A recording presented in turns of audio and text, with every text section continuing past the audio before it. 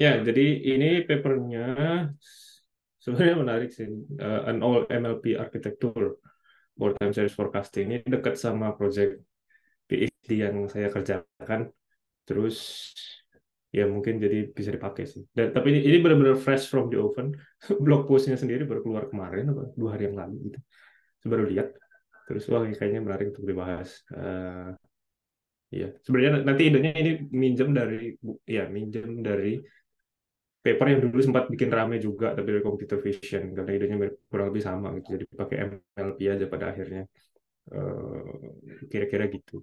Nah, terus apa lagi yang mau dibahasnya? Ya intinya gitu sih, namanya si TS Mixer ini. Intinya spesifik yang dihandle di time series forecasting. Ini papernya orang-orang Google, Google Cloud specifically, jadi bukan Google Brain, bukan DeepMind, tapi Google Cloud karena kayaknya mereka ada kebutuhan untuk forecasting banyak, jadi mereka yang rilis. Oh ya, ini belum publish by the way, ini baru masuk archive doang, jadi belum belum peer review, cuman idenya sih menarik dan sebenarnya ya ada beberapa penelitian terdahulu yang punya ide yang serupa gitu, cuman ini spesifiknya dia yang benar-benar pakai MLP semua. Nah, backgroundnya. Jadi pertama, jadi kasusnya ada yang namanya multivariate time series forecasting. Mungkin mungkin familiar juga ya idenya. Jadi kalau di multivariate time series forecasting itu ada beberapa, bayangin ada beberapa time series, bukan cuma satu, dan harusnya beberapa time series itu berkorelasi gitu. Ini ya kalau kebutuhannya stock price gitu sih banyak lah ya yang ngebahas, tapi kan biasanya itu juga masih nemuin korelasinya agak susah gitu. Nggak semuanya lah gitu. Ya ada kadang-kadang tapi juga tidak segitunya berkorelasi. Nah, yang menarik sebenarnya ada yang secara matematisnya atau secara naturalnya memang sudah berkorelasi. Misalnya berat badan dengan tekanan darah gitu ya, body weight dan blood pressure misalnya, atau price dengan sales gitu. Jadi bayangin kita punya time series. Ini sering banget terutama kalau ya itu di kebutuhan industri gitu. Jadi misalnya kalau kita monitor eh, harga jualnya kemudian dengan salesnya, ya kalau harganya naik ya normalnya kan penjualannya menurun gitu. Nah, ini dilihatnya sebagai time series gitu, jadi bukan sebagai data satuan. Dan ada cross variant information-nya. Nah, relevannya sama project PhD saya adalah karena yang dianalisis juga data yang kurang lebih sama gitu. Ya, yaitu kalau di project PhD itu tentang tentang blood gas analysis. Jadi idenya kalau kita ngukur salah satu indikator orang itu sehat atau enggak, kondisinya sehat ya, sehat itu uh, generic termnya. Tapi atau kondisinya tidak normal adalah kalau pH darahnya di atas atau di bawah nilai tertentu, dan pH itu dipengaruhi oleh banyak hal gitu. Ada ada salah satu model yang paling populer namanya Stewart approach. Ini sedikit belok dikit tapi ya, gambarnya gitu. Jadi karena dia urusan sama pH ya berarti sama urusan kimia gitu kan. Dan kalau kita tahu di pelajaran kimia eh, semuanya ada reaksinya gitu ya. Terus ada nilai konsentrasinya apa, gimana nanti konsentrasi ke yang lain seperti apa. Jadi udah ada hubungan matematisnya, ada equation, ada persamaannya lah gitu bahkan. Walaupun ternyata eh, nggak semuanya bisa diukur dalam waktu yang bersamaan dan dalam membuat persamaannya yang kadang-kadang nggak semuanya terekam dengan baik gitu. Jadi kalau urusannya udah pH, yang mempengaruhi pH bisa jadi banyak gitu kan yang ion H-nya. Nah, kira-kira kayak gitu. Nah, isunya adalah kan kalau kayak tadi misalnya kita bilang multivariate time series forecasting, terus orang-orang tuh pada pakai model yang kompleks. Jadi dibikinlah pakai attention mechanism misalnya atau pakai RNN atau pakai apalah lagi gitu. Jadi yang kompleks dengan ide untuk menangkap hubungan tadi antara uh, fitur-fiturnya gitu. Jadi bukan cuma satu garisnya, hubungan waktunya, bukan hubungan temporal saja, tapi hubungan antar fiturnya. Tapi model yang kompleks ini pas dikasih masalah yang sederhana justru jadi jelek gitu. Jadi kalau kita bicara long term forecasting, biasanya dia kalah justru dengan model regresi linear sederhana gitu. Jadi benar-benar cuma regresi linear aja gitu, nggak ada apa-apa lagi. So model yang kompleks ini jadi overkill dan malah jadi jauh lebih jelek ketika dibandingkan dengan univariate linear models gitu. Nanti ada benchmarkingnya beberapa dataset yang biasanya dipakai untuk review tadi model-model yang terlalu kompleks ini. Dan si penelitian ini, si model TS Mixer ini, idenya adalah kalau memang ternyata masalahnya jadi tidak kompleks, bisa nggak model multivariat ini tetap sebagus model yang univariate, sebagus si linear regression. Idenya cuma itu sebenarnya. Jadi kalau kalau mau kompleks bisa, tapi yang kalaupun sederhana dia nggak jadi salah gitu, nggak jadi ngaco, tapi juga tetap bagus. Nah terus jadi idenya adalah mereka ngebandingin salah satu metode yang populer sekarang, kalau misalnya kita bicara yang ada temporal connection-nya gitu ya, temporal dependency-nya, yaitu transformer. Kan kalau di NLP yang populer sekarang kan transformer based models ya. Transformer based models itu ada ini multi head attention-nya, terus ada feed forward-nya. Nah sama si TS Mixer ini idenya adalah ya udah semuanya MLP aja, nggak usah pakai attention segala gitu. Jadi di time domain urusannya ada time mixing-nya, yang ini tetap sama feed forward aja gitu, feature mixing, jadi mau menggabungkan yang ini hubungannya kalau misalnya kita bikin prediksi berdasarkan T minus 2 T minus 1 dan T gitu ya, data pada T minus 2 T minus 1 dan T, berapa data di T plus 1 T plus 2 T plus 3 gitu misalnya kayak gitu. Nah yang ini urusannya bukan T-nya tapi X-nya gitu, jadi X1 X2 X3 gitu. Nah, jadi ada fitur pertama, fitur kedua, fitur ketiga dalam time steps-nya. Semuanya nanti kira-kira bentuknya seperti apa. Ya, trik tambahannya sih ya, yang standar kita temuin di deep learning gitu ya, misalnya residual connection gitu ya. Yang panah-panah ini kan sebenarnya ada residual connection, terus ada normalizing layer-nya, sama pakai ReLU gitu-gitunya sih, yang minjem dari yang udah lama-lama gitu, jadi nggak benar-benar baru, cuman ya itu intinya sih ini justru karena dia sederhana, jadi tidak overcomplicated, malah bisa menghandle kasusnya yang kompleks dan yang simpel juga gitu. Proposal mereka sih kira-kira gitu. Nah ini poinnya. Nah kalau memang masih belum kebayang yang attention versus apa, yang linear regression aja gitu, ya, univariate aja, MLP aja. Kalau di MLP itu kan kayak yang sebelah kanan, sorry, kayak yang sebelah kanan ya, time step dependent tadi. Misalnya ini kita kenal juga kalau di autoregressive model. Jadi tadi yang dibilang, kita mempredik X pada T plus 1, X T plus 1 itu sebenarnya cuman ini, di X plus 1 itu sebenarnya cuman dari X T minus 2, T minus 1, dan pada saat T. Nah, terus yang kita learn adalah weights yang di-share seiring dengan kita punya sliding window itu gitu. Jadi kita selalu punya tiga data point terakhir, terus itu digeser window-nya, tapi weights yang dipakai harusnya sama gitu. Nah, ini akan berguna kalau memang biasanya kita bisa ngelihat ada apa hubungan temporalnya kelihatan jelas gitu, strukturnya atau sinyalnya kelihatan jelas gitu. Nah, yang jadi masalah adalah kalau ternyata kita harus predik jangka panjang itu long term, nanti ada masalahnya di long term forecasting, dan mereka membuktikan bahwa sebenarnya nanti ini bisa dengan mixing ide yang ini dengan mid ide yang lain, ternyata hasilnya bisa lebih bagus. Nah, bedanya dengan transformer adalah transformer itu kan nggak cuma weights doang gitu, tapi dia embedding, jadi ada functionnya gitu, ada perubahan, ada matrix multiplication-nya. Jadi bukan sekedar X, bukan sekedar weight, tapi f of x gitu. Jadi dia ngelihat semua fitur yang lain, terus kemudian dia pakai matriks multiplikasi. Jadi lebih kompleks lah perhitungannya gitu. Jadi nggak sekedar weight untuk t minus 2, tapi sebuah fungsi dari t minus 2, t minus 1, dan t gitu. Intinya itu sih sebenarnya. Nah, arsitektur umumnya kira-kira seperti ini. Jadi tadi dibilang ada bagian batch normnya di sini, terus kalau dilihat itu yang di tengah ya. Yang di tengah ini adalah gambaran umumnya. Jadi bayangin ini X1, X2, X3, X4. Jadi warna ini mewakili satu fitur. Terus ada time-nya gitu.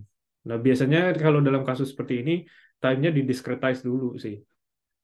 Jadi entah 1 detik misalnya, atau 1 menit, atau 1 jam gitu.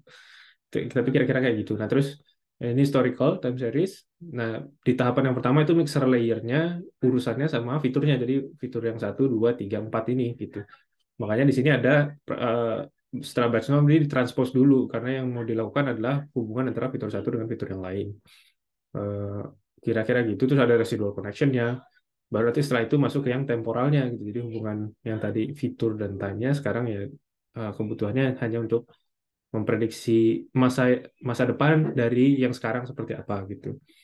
Nah, terus dapat deh forecasted time series-nya. Nah, ini jadi nggak cuman single time step gitu ya, bukan bukan cuman satu time step ke depan doang, tapi bisa long term gitu, bisa jangka panjang forecastingnya. Terus dalam dalemannya MLP-nya sebenarnya ya itu relatif sederhana aja, cuman fully connected layer, value sama dropout, fully connected layer, value, dropout, fully connected lagi, dropout lagi. Ini residual block lah. Nah, kalau ngelihat kodenya sebenarnya pendek banget. Jadi ini residual blocknya yang tadi. Dan kalau dilihat nggak ada, benar-benar nggak ada yang aneh-aneh. Cuman transpose, terus fully connected layer aja sama activation layer yang mungkin bisa diganti-ganti. Terus drop out lagi, dance lagi, drop out lagi. Udah itu aja.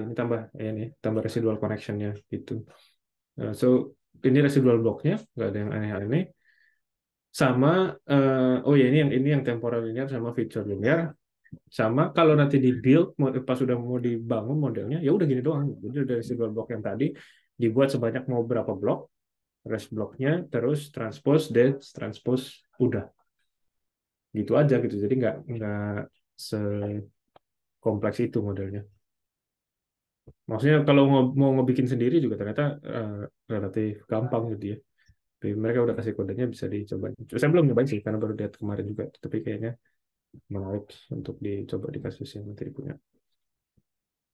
Anyway, any questions? Ada pertanyaan dulu nggak sampai sini? Nanya Pak, Ya, ini kayaknya simple banget. Yang menarik apanya Pak? Yang novel Pak? yang menarik apanya karena ya, ya itu tadi sih. Jadi kebutuhannya biasanya orang-orang di di yang udah pernah yang udah ya. Biasanya kalau kalau hubungan temporal, biasanya orang tuh pakainya recurrent neural network kan gitu. Jadi mereka nggak pakai Mm-mm, mm-mm. fully connected. Jadi dia semua Oh, ini tetap fully pakai, connected sliding window ya tapi ya. ya betul Oh, gitu. Eh, oke oke oke. yang Kalau ininya sih biasanya mungkin nggak RNN aneh. tuh hidden state gitu ya. Betul betul. Pakainya. Gitu. Dan bahkan Oke. kalau yang terakhir kan karena biasanya kita ngelihatnya dari NLP duluan, biasanya eh, maksudnya NLP itu jadi kayak test bednya untuk kita bicara temporal connection, walaupun sebenarnya kan sinyalnya beda ya, yang dikasih di Hmm. NLP sama di data time series. Attention. Ya ya, attention modelnya gitu. Jadi orang pakai transformer, pakai attention model itu. Jadi ya kalau dulu kan perkembangannya gitu, kita dari linear regression terus ngeliat RNN, wow semua di RNN gitu. Jadi RNN berhasil di Hmm. teks, dicobain ke time series, katanya mungkin lebih bagus. Walaupun orang-orang kemudian menemukan bahwa oh kayaknya sama-sama aja, maksudnya hasilnya bagus-bagus aja tuh pakai yang pakai kayak Arima bahkan gitu misalnya modelnya, yang autoregressive modeling gitu masih bagus-bagus aja gitu. Jadi ada sih ada benchmarkingnya, nanti bisa di share deh kalau nggak salah. Nick, apa ya Nick setelah Stats Forecast itu di LinkedIn tuh sering banget ada yang ngebahas, aduh siapa namanya, Peter Cotton. Kalau pernah lihat di LinkedIn Hmm. namanya Peter Cotton, dia tuh punya benchmarking untuk time series modeling gitu, dan dia menunjukkan bahwa ya model-model yang overly kompleks itu dengan deep learning itu hampir selalu kalah sama model yang autoregressive sederhana aja gitu, yang datangnya dari statistik justru. Jadi basic statistics kayak autoregressive model, bahkan ya atau misalnya kayak di sini kasusnya dia nunjukin sama linear regression gitu. Jadi intinya gitu sih. Nah, jadi RNN maupun transformer atau attention model itu sebenarnya jadi nggak secanggih itu ternyata. Pakai MLP aja cukup. Intinya gitu sih dia menunjukkan. Oke. Gitu. Yang lebih pentingnya sih ini sih di temporal projectionnya ini ya kayaknya ya. Intinya sih mengkombinasikan si si features space-nya sama temporal uh, space-nya. Itu. Oke Pak. Ada lagi nggak? Ada? Nggak ada? Nah ya. Nah, terus ini benchmarkingnya yang dipakai ini adalah untuk yang tadi long term forecasting, gitu. Jadi long term time series forecasting. Terus ada 7 datasets yang dipakai dan ada paper ini intinya. Jadi paper ini muncul yang bilang bahwa transformer based models itu untuk long term time series forecasting ternyata cupu. Jadi nggak bisa lebih bagus bahkan dibandingkan linear linear models gitu. Jadi kalau pakai linear model saja sebenarnya udah cukup, nggak perlu sampai yang terlalu kompleks. Uh, dan maksudnya bukan sekedar beda dikit, tapi linear regression tuh mengalahkan model-model yang transformer base ini signifikan gitu. Perbedaannya signifikan banget gitu intinya. Nah, hasilnya kira-kira kayak gini. Ini kalau dilihat ya. Jadi ini overall MSI improvement-nya. Jadi kalau 50% ya berarti dia 50% lebih baik daripada model yang ini gitu. Ini 16% lebih baik. Jadi ini relatif ya. Angka ini relatif. Nah, yang dia tunjukin di sini adalah yang merah ini yang transformer base, yang biru adalah yang linear aja gitu. Nah, dan ternyata sama sama yang transformer base dia jauh lebih baik gitu kan. Tadi kan dibilang signifikan gitu perbedaannya. Ini bisa sampai 50 sampai 60% gitu. Artinya model-model kayak TFT kayak Informer ini yang transformer base culun banget kalau misalnya bicaranya long term forecasting gitu. Dan dibandingkan linear regression yang ternyata jadi strong baseline ini, dia masih sedikit lebih baik gitu. Uh, Walaupun nanti mungkin key takeaway-nya juga adalah ya udah pakai linear regression aja gitu pada dasarnya. Nggak usah pakai Sorry yang Pak, jadi aneh-aneh. linear lebih bagus daripada test mixer kalau pakai ini. Kalau dari sini. Enggak. Kalau yang ini berarti test mixernya lebih bagus. Tapi cuma 6%. Loh, kalau merah Merah dan itu, biru itu cuma beda beda arsitektur, bukan oh maksudnya yang merah bukan yang beda. kompleks. Ya, Dia merah udah yang bias kompleks, biru duluan yang nih. simple. Ha-ha. Gitu yang Oke, yang dia lebih jeleknya cuma dari patch TST ini doang. Dia nggak ada sih kayaknya oke, bahasanya di oke. papernya, tapi intinya ya gitu. Maksudnya perbedaannya tipis sama yang lebih sederhana gitu. Um, Berarti ya yang jadi time kira, series, ah, sorry, boleh kenapa? sambil nanya nggak? Ya Kalau boleh yang boleh time boleh. series itu berarti kalau misalnya di compare sama linear yang buat jangka panjang lebih bagus linear, terus Mm-mm. utilisasi yang tadi dirimu bilang pas pertama, buat utilisasinya TS mixer ini buat apa jadinya? Ya, nah idenya adalah karena gini, jadi kan tadi kalau ingat di background poin yang ketiga, jadi kalau misalnya mereka tuh berusaha membuktikan bahwa ini kalau dikasih masalah yang sederhana harusnya dia tetap bagus dulu gitu. Jadi kalau di yang kompleks nanti ditunjukin bahwa memang dia lebih bagus dibandingkan linear regression. Kalau masalahnya kompleks, kalau ada intra-feature correlation-nya gitu. Jadi kalau antar fiturnya ada korelasinya, memang linear regression tuh nggak bisa sebagus itu karena dia nggak bisa nangkap di dua dimensinya kan, gitu. Dimensinya cuma satu biasanya bisa ditangkap. Nah, atau kalaupun bisa ya mungkin nggak sebagus itu gitu karena dia nggak ngerti oh ini ternyata hubungan temporal ini hubungannya antar fitur. Nah, tapi ketika masalahnya disederhanakan, model-model yang overly kompleks ini pada jelek performance-nya gitu. Uh, Sama linear regression masih comparable atau enggak gitu si TS Mixer ini. Jadi mereka mau coba review dulu. Ini kalau masih paling enggak beda dikit sama linear regression hasilnya untuk masalah yang sederhana, very good to go gitu. Gitu sih.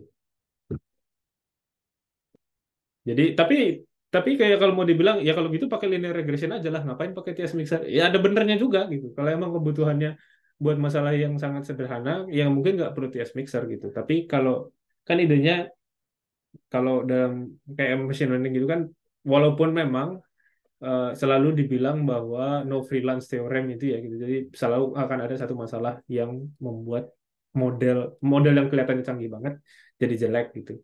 Nah, tapi ternyata ya itu yang mereka berusaha kejar ya itu. Jadi kalau misalnya di kompleks bisa, tapi kalau dikasih masalah yang sederhana juga tetap tetap bagus lah. At least comparable sama linear regression gitu.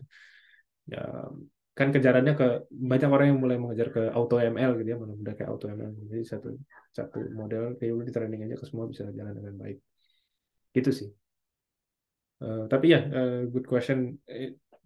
Salah satu kita kuenya nanti mungkin adalah memang ya udah pakai dasar regression aja. Kalau emang Sorry Pak, kebutuhannya ini long term forecasting. linearnya apa? Pakai pakai sliding window juga. Iya, iya. Jadi di modelingnya biasanya pakai sliding window. Atau bahkan kalau memang long term dan ternyata seasonal gitu ya, ada seasonality-nya, cuman ngelihat tren doang gitu kan. Sebenarnya itu juga udah bagus gitu. Walaupun pendek itu terus kita bikin long term forecasting, sebenarnya kan udah bagus Oh, karena yang mau oke, ditangkap oke. trennya kan.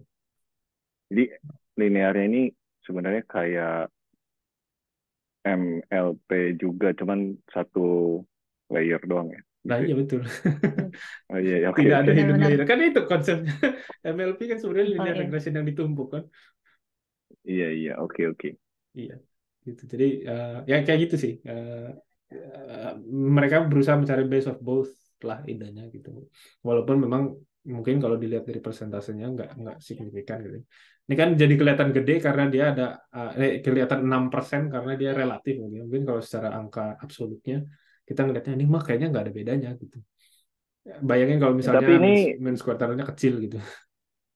benchmark yang slide sebelum itu kan ada banyak tuh. Ini maksudnya rata-rata Yang ini, atau oh ini? iya iya ini Ah, ah. rata-rata. Ini Oh, standar oke rata-rata. oke oke. Uh, Udahlah pakai linear aja lah. pakai linear Fine. aja. Iya Anyway, kayaknya ini mah. iya.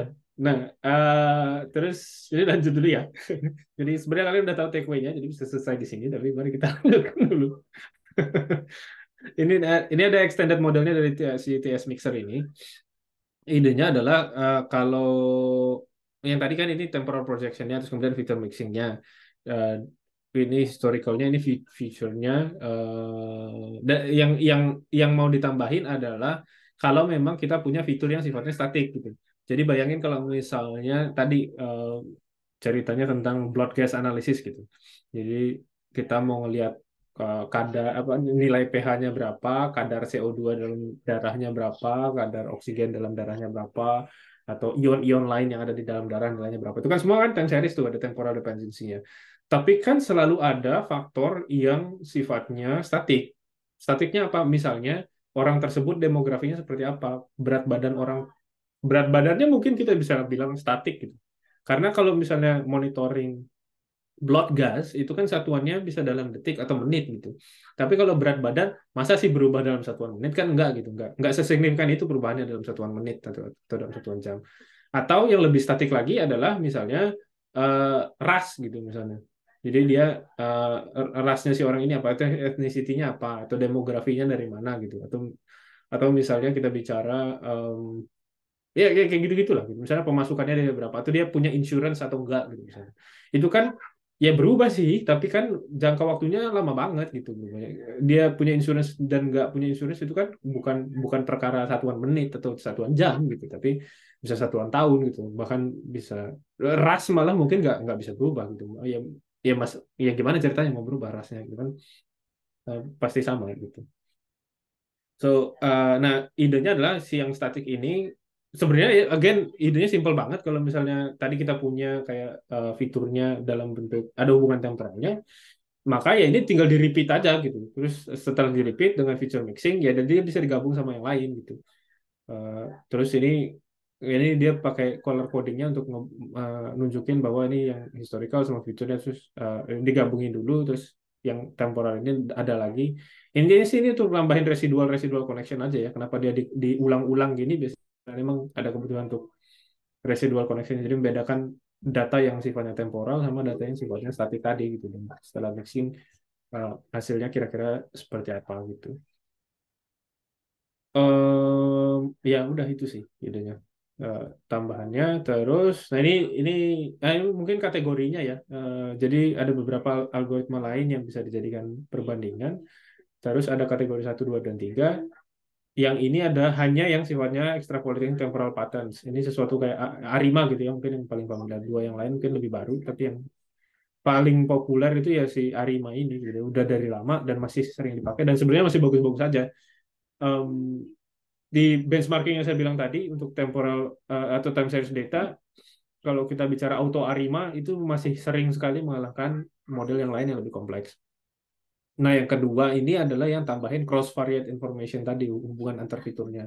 Fitur-fitur yang apa transformer-transformer yang lain sama si TS mixer ini. Yang terakhir adalah auxiliary-nya kalau memang ditambahin yang tadi yang jadi nggak cuman yang ada cross variate information tapi juga static features-nya. Nah, itu adalah yang extended tadi yang terakhir ditambahin itu. Kalau emang ada kebutuhan untuk tambahin yang static juga. Uh, dan tadi ya background-nya jadi ada kebutuhan-kebutuhan untuk itu juga sebenarnya di beberapa kasus. Nah, yang mereka pakai untuk benchmarkingnya kemudian adalah si ini data dari Kaggle ini, dari M5 forecasting. Ini adalah estimate unit sales of Walmart retail goods. Jadi ya penjualan barang aja gitu, berapa time series forecastingnya. Ini hasilnya. Jadi again ini kira-kira idenya yang biru adalah yang univariate aja, jadi yang benar-benar cuma satu satu satu baris. Jadi bayangin mungkin idenya adalah ya dia nggak peduli sama dia tuh extrapolate-nya hanya untuk satu series aja per waktu gitu. Jadi eh, satu apa misalnya kalau tadi kan Walmart goods ya, jadi barang-barang apa aja ya udah untuk masing-masing barang dibikin linear model masing-masing gitu. Ternyata diprediksi. Jadi, again ini di average kemudian hasilnya atau iya ini apa sih weighted, iya ada weights-nya dalam dalam skornya gitu ya. Jadi weighted root mean square r apa ya ini s-nya lagi apa lupa pokoknya itulah ada weights-nya. Jadi ketika di averaging nggak simple averaging tapi ada weighted average-nya, terus sisanya root mean square error aja. Nah itu tadi kalau linear berarti dibikin masing-masing satu. Jadi yang ini univariate semua untuk masing-masing satu.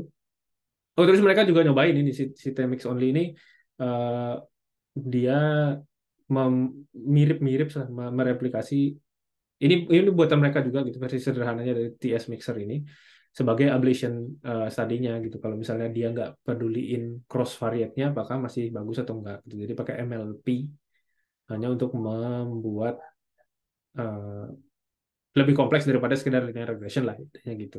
Tapi idenya sama kayak linear regression, cuman modelnya dibikin lebih kompleks karena ya pakai MLP gitu. Terus ini yang transformer model yang udah multivariate tapi hanya pakai historical feature. Yang ini tambah static feature juga, gitu ya. Yang merah-merah ini tambah static feature juga. Dan ternyata model mereka errornya lebih lebih rendah dibandingkan yang lain-lain gitu. Jadi at least ada benchmarking yang menunjukkan bahwa mereka sebenarnya udah lumayan bagus. Ya kalau ini sih sebenarnya kelihatannya lumayan signifikan ya perbedaannya, ini 0,983 ini 0,64 gitu. Jadi kayaknya lumayan signifikan. Apakah tapi kemudian hanya apa linear regression mungkin bisa diganti dengan model lain yang lebih kompleks tapi dari yang tabular juga, ya nggak tahu juga gitu. Misalnya dia pakai XGBoost misalnya atau dia pakai random forest kan biasanya juga tetap bagus ya kayak gitu-gitu. I don't know gitu, tapi mereka benchmarkingnya kayak gini modelnya. Ya ini angka-angkanya dia munculin, dia nggak bahas nilainya. Ya ini yang TS mixernya ini multivariate, hasilnya kurang lebih di tesnya sama di validation setnya. Five random seeds, jadi mereka cobain uh, ngeliatin apa seberapa stabil hasilnya. Dia bilang ya ini significant gap ya dari dibandingkan univariate model, mereka significant gap. Tapi again kembali ke poin yang tadi sempat disampaikan bahwa memang kalau kita bicara dibandingkan dengan yang univariate model ini tuh ya terbukti memang lebih bagus gitu karena emang dia bisa menangkap yang lebih kompleks. Walaupun pertanyaannya tadi makanya dikembalikan ke awal, kalau misalnya dikasih masalah yang sederhana tapi yang cuma univariate doang tapi long term forecasting apakah bisa sebagus itu atau enggak, dan dengan ini mereka menjawab dua-duanya gitu. Idenya gitu sih. Nah, yang menarik lagi, kenapa tadi saya bilang kayaknya pakai linear regression aja. Ini kelihatan di number of parametersnya, training time-nya, sama inference-nya.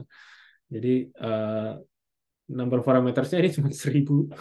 Yang lain ada yang 1 juta, gitu ya. Ini 2 juta, hampir 3 juta. Ini 26.000. Jadi kalau secara number of parametersnya ini jauh lebih kecil. Jadi mungkin kalau kalau yang dipakai bukan cuma sekedar error, tapi dia pakai kayak apa?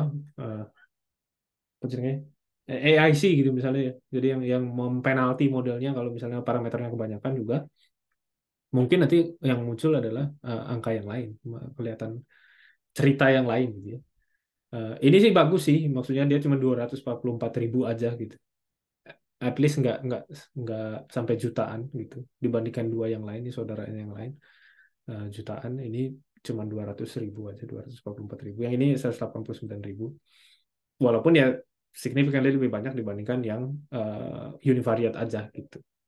Dan secara training time-nya ini dalam second-nya lumayan lama. Ini cuma 3.000. Jadi beda ordernya ya beda lumayan jauh gitu. Secara secara ordernya eh, tidak masuk akal aja. Bisa 10 kali lipatnya gitu ya. Separah-parahnya bisa sampai 10 kali lipatnya gitu kira-kira. Satu poin lagi. Ini adalah NVIDIA Tesla V100 GPU. Jadi ini tuh udah accelerated kasusnya karena kan again dia kan pakai MLP gitu ya. Karena parameternya banyak jadi mesti di accelerate dengan GPU gitu. Ini trainingnya pakai NVIDIA Tesla V100 GPU. Um, bukan yang paling bagus, bukan selevel A100 yang kayak dipakai di sekarang large language models. Uh, tapi ya tetap aja ini cepat banget. Ya udah dipercepat gitu maksudnya. Sementara kan kalau linear regression ya pakai pakai CPU aja bisa gitu, pada dasarnya. So anyway, ya jadi kira-kira kayak gitu aja sebenarnya untuk yang hari ini. So key takeaways-nya adalah pakai linear regression aja. Di kebanyakan kasus pakai linear regression aja, terutama kalau misalnya cuma butuh long term forecasting. Terus ya makin ke sini makin kelihatan bahwa RNN itu makin nggak make sense eh, dengan segala variannya gitu ya. Terutama kalau kebutuhannya hanya untuk time series aja gitu. Jadi kalau bukan kebutuhan untuk teks gitu ya, sesuatu yang sebenarnya lebih jelas sinyalnya. Banyak orang yang mencoba mencari paralelnya antara time series data yang biasa dengan yang teks. Kenapa teks itu bisa lebih bagus untuk LSTM daripada yang lain? Mungkin karena kebutuhan embedding dan kawan-kawannya itu. Tapi intinya RNN makin nggak kelihatan pakai MLP aja. Jadi sebenarnya udah lumayan gitu hasilnya udah meningkat. Modified MLP jadi nggak benar-benar fully connected end to end gitu. Tapi ada sliding window-nya itu tadi yang dipakai gitu. Dan memperkuat poin yang pertama, kalau kita bicara long term forecasting gitu, long term time series forecasting, sebenarnya pakai univariate model aja udah jadi baseline yang sangat bagus gitu. Jadi again key takeaway-nya adalah kalau misalnya lagi pengen ikut kompetisi di Kaggle atau apa nyobain yang lain, jangan buru-buru pakai deep learning, pakai linear regression aja. Gitu, udah habis sampai di situ. Terima kasih. Terima Ada kasih yang Pak mau Ari. ditanyakan nggak? Diskusikan. Boleh dong, kalau Prophet masih hidup nggak, Pak? Ah, Prophet itu justru salah satu yang paling banyak di reviewed orang-orang. Jadi banyak yang makin ke sini makin banyak yang bilang bahwa Prophet itu ternyata sampah. Serius? Iya, Saya jualan jadi Prophet kemana-mana ini. iya Oh. orang-orang kan pada jualan Prophet kemana-mana. Ternyata kalau kalau saya terutama monitor itu kalau liatin di LinkedIn tuh coba deh cari namanya Peter Katan itu. Dia salah satu eh, proponen untuk pakai auto arima aja gitu dan di banyak benchmarking sudah terbukti bahwa Prophet itu ternyata jelek banget gitu. Jadi instead of pakai Prophet kalau mau yang automated gitu ya, yang langsung dapat hasilnya bagus, auto arima. Jangan pakai Prophet gitu. Auto Arima itu multivariate apa gimana? Auto arima itu enggak multivariate. Oh, oke oke. Ini yang menarik kalau si test mixer ini dia ngasih saran buat static feature, terus Mm-mm. future. Itu sih yang menarik. Ya, jadi tambahannya nggak cuman selain dia multivariat, dia juga bisa nambahin static feature-nya itu. Tapi sebenarnya Mm-mm. kalau mau dibilang ya, mungkin ya bisa kayak kalau mau bisa aja dicobain di kan sebenarnya tadi idenya adalah dia pakai replicate gitu ya. Static feature-nya di replicate terus seolah-olah ada hubungan temporalnya juga gitu. Walaupun nilainya akan sama terus gitu. Jadi satu garis panjang aja bayangin gitu. Satu Sama aja ya garis panjang sebenarnya gitu. ya. Bisa jadi dicobain kayak gitu terus pakai model yang multivariat yang lain gitu mungkin bisa bisa tetap bagus gitu. Oke. Tapi yang ini kan dia mix kan, feature-nya Ya, dia mix. ya ini fiturnya mix.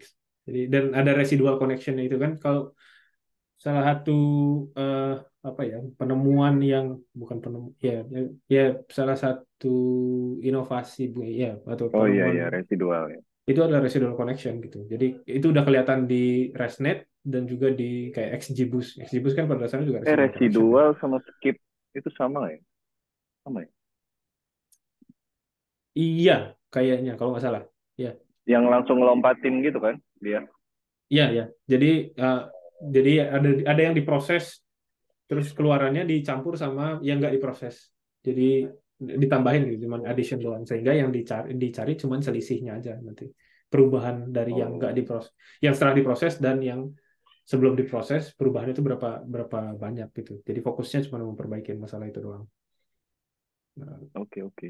ya. Dan itu tadi di ResNet itu kelihatan kan sampai sekarang kayaknya orang-orang paling nggak kalau kalau computer vision masalahnya masih pakai ResNet dulu. Sama satu lagi ya itu XGBoost. XGBoost juga residual. Pada dasarnya residual. Bahkan kalau mau bilang makin makin ke sini kayak Stable Diffusion atau apa, itu ada residualnya. UNet itu kan juga menggunakan residual yang Oke. ya buat Stable Diffusion itu kan pakai pakai UNet dan itu pakai residual connection juga gitu. Jadi ya dia minjam ide-ide yang kompleks itu dipakein ke sini, tapi nggak dibikin overly kompleks dengan kayak RNN atau STM atau bahkan attention gitu. Gitu. Jadi ya kalau misalnya Prophet kayaknya sebenarnya jangan pakai Prophet, pakai yang lain aja. Auto Arima sih. Nanti kalau mau di grup di share deh. Benchmarking Oke. yang tadi saya sebutin dan si bapak-bapak itu yang sering ngata-ngatain orang gitu. Anything else? Ada lagi?